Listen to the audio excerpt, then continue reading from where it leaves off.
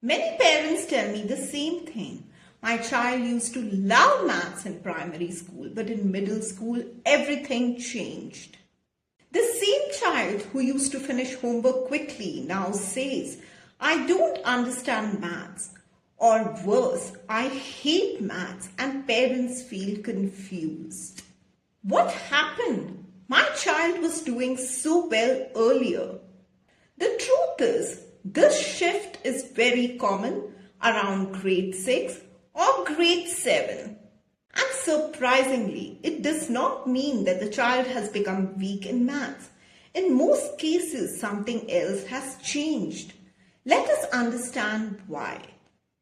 In my experience of teaching maths for many years, there are three major reasons why smart students suddenly start struggling with maths after grade 6. Reason 1, memorizing instead of understanding. In the early grades, maths is often very procedural. Students learn things like 2 plus 3 is equal to 5, 7 times 4 is equal to 28. Many problems follow the same pattern, so students can often succeed by remembering steps. But after grade 6, mathematics changes.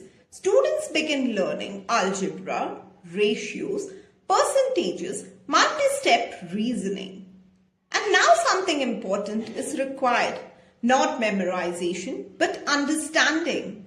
If a student has been trained mainly to follow steps instead of understanding ideas, suddenly the subject feels confusing. The child thinks, I used to be good at maths, why can't I get it now? But the issue here is not intelligence. It is the shift from procedures to thinking. The third reason is psychological. Fear of mistakes. When children repeatedly hear, wrong answer, you should know this, this is easy, they begin to associate math with failure, and slowly a belief forms in their mind, I am not a maths person.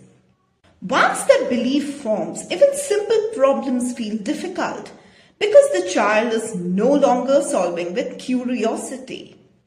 They are solving with fear, and fear blocks learning. Let me show you a small puzzle. Take a moment and try to solve this.